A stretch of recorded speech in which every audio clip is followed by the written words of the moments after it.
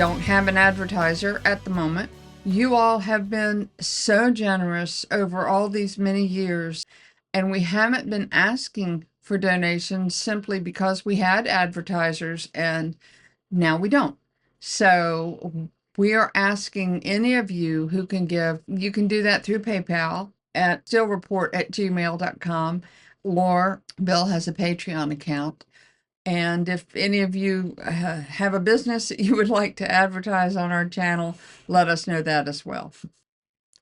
Good afternoon. I'm still reporting on Trump. President Trump today met with the President of the Philippines, Bongbong Marcos, then allowed extensive questions from the press assembled in the Oval Office. This was the most remarkable press conference ever by a U.S. president because Trump stated that the latest evidence declassified by Director of National Intelligence Tulsi Gabbard proves beyond doubt that former President Obama, along with Hillary Clinton, James Comey, James Clapper, and John Brennan, committed treason against the United States by perpetrating a soft coup d'etat against American voters by rigging one presidential election and attempting to rig the latest one. The witch hunt that you should be talking about is they caught President Obama absolutely cold, Tulsi Gabbard. What they did to this country in 2016, starting in 2016, but going up all the way going up to 2020 in the election, they tried to rig the election, and they got caught. And there should be very severe consequences for that. You know, when we caught Hillary Clinton, I said, you know what? Let's not go too far here. It's the ex-wife of a president, and I thought it was sort of terrible. And I let her off the hook, and I'm very happy I did. But it's time to start, after what they did to me, and whether it's right or wrong, it's time to go after people. Obama's been caught directly. So people say, oh, you know, a group. It's not a group. It's Obama. His orders are on the paper. The papers are signed. The papers came right out of their office. They sent everything to be highly classified. Well, the highly classified's been released. And what they did in 2016 and in 2020 is very criminal. It's criminal at the highest level. So that's really the things you should be talking about. I know nothing about the other, but I think it's appropriate that they do go. Well, based on what I read, and I read pretty much what you read, it would be President Obama. He started it. And Biden was there with him, and Comey was there, and Clapper. The whole group was there. Brennan, they were all there in a room. Right here, this was the room. If you look at those papers, they have them stone cold, and it was President Obama. It wasn't lots of people all over the place. It was them too. But the leader of the gang was President Obama, Barack Hussein Obama. Have you heard of him? And except for the fact that he gets shielded by the press for his entire life, it's there. He's guilty. This was treason. This was every word you can think of. They tried to steal the election. They tried to obfuscate the election. They did things that nobody's ever even imagined, even in other countries. You've seen some pretty rough countries. This man has seen some pretty rough countries, but you've never seen anything like it. And we have all of the documents.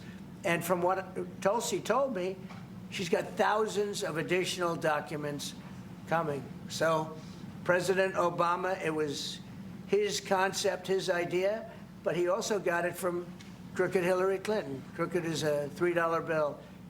Hillary Clinton and her group, the Democrats, spent $12 million to Christopher Steele to write up a report that was a total fake report. Took 2 years to figure that out, but it came out that it was a total fake report. It was made up fiction. And they used that. Now, the one thing they weren't able to do was to, and probably the only thing I respect about the press in years is the press refused to write it before the election. They refused to put it in. The Steele Report was a disaster. All lies, all fabrication, all admitted, an admitted fraud. She paid $12 million, and the Democrats, for that report to a wise guy named Christopher Steele. He wrote a phony report, and they wanted to get that report in before the election. And I'll tell you what, I talk about all the time, the fake news, how bad it is. But in this case, they wouldn't do it.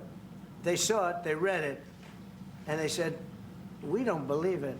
And it was only after, substantially, like a month and a half after the election, that it got printed, and it was a big wisp. It was just like a bang of nothing, because the election had ended. If that report had gotten published by the New York Times or somebody, and I respect the Times for maybe only this, because they're crooked as you can be. They're a terrible paper, a crooked, corrupt paper. But for this one moment, they said, this is bullshit, we can't put this in. And neither could any other paper. Wall Street Journal's a lousy paper, very, very dishonest paper. As you see, I'm suing them for a lot of money because they do things very badly. It's got a nice name, but it's really, in my opinion, it's a terrible paper, and it can be corrupt. But just so you know, they didn't take the Steele Report. It was the dossier. Remember the famous dossier? I called it the fake news dossier. The news wouldn't publish it, and I'm amazed. They had 2.5 months. It was finished. 2.5 months. That was supposed to be what was going to happen. And it got published a couple of months after the election, and frankly, nobody cared too much about it. But that was a big thing. No, we caught Hillary Clinton. We caught Barack Hussein Obama. They're the ones, and then you have many, many people under them. Susan Rice. They're all there. The names are all there. And I guess they figured they're going to put this in classified information, and nobody will ever see it again. But it doesn't work that way. And it's the most unbelievable thing I think I've ever read. So you ought to take a look at that and stop talking about nonsense, because this is big stuff. Never has a thing like this happened in the history of our country. And by the way, it morphed into the 2020 race. And the 2020 race was rigged, and it was a rigged election. And because it was rigged, we have millions of people in our country. We had inflation. We solved the inflation problem. But millions and millions of people came into our country because of that. And people that shouldn't have been, people from gangs and from jails and from mental institutions, people that we don't want in our country, and people that we're getting out, dangerous people. 11,888 murderers, many of them, 50%, more than 50%, murdered more than one person. I hate to say this with such a distinguished guest, but you know, they asked me a question. I got to answer the question. No, Barack Hussein Obama is the ringleader. Hillary Clinton was right there with him, and so was Sleepy Joe Biden, and so were the rest of them. Comey, Clapper, the whole group. And they tried to rig an election, and they got caught. And then they did rig the election in 2020.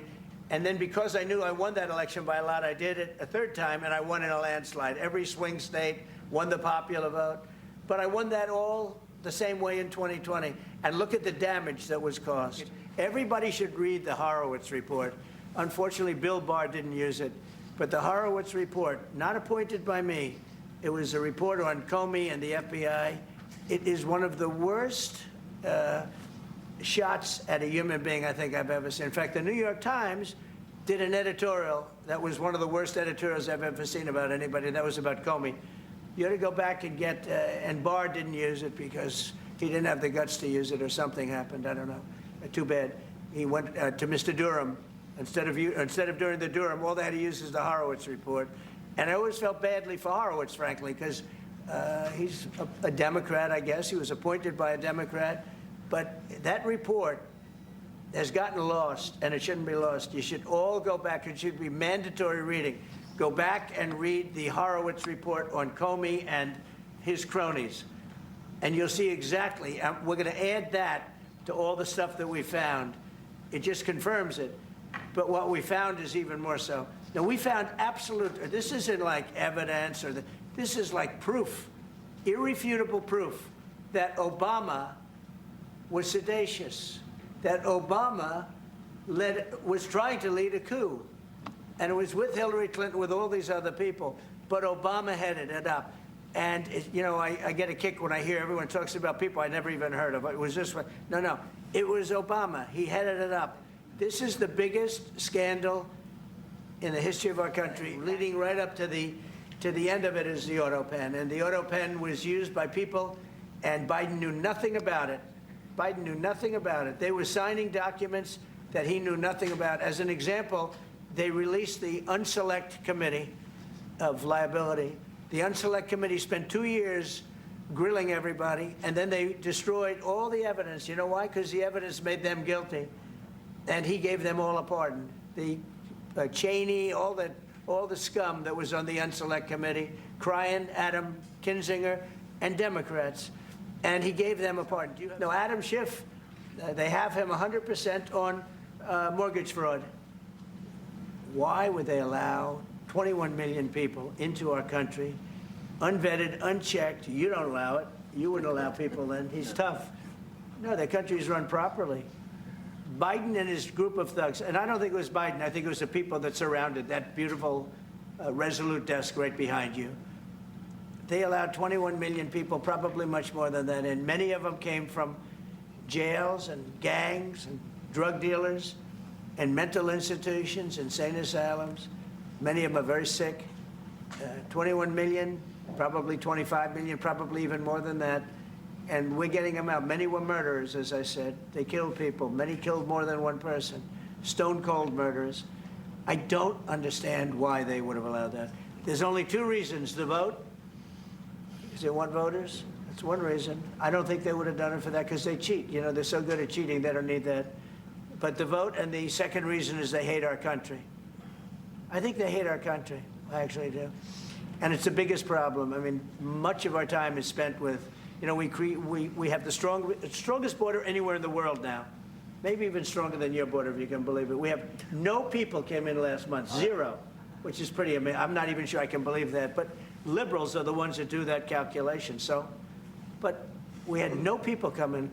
A year ago, we had hundreds of thousands of people come in, hundreds of thousands of people, and they flowed in. And if it wasn't for the election, it would have been millions of people came in last year. So millions of people prior to election time, they allowed millions and millions of people to come into our, I mean, you saw it. They'd open the gates. If you took an Alabama-LSU football game that holds 128,000 people, I was there, 128,000 people, and I liked them and they liked me. But if you took that and doubled it, that's what used to flow into our country on a daily basis. It's not even believable. I'm still reporting from just outside the citadel of world freedom. Good day.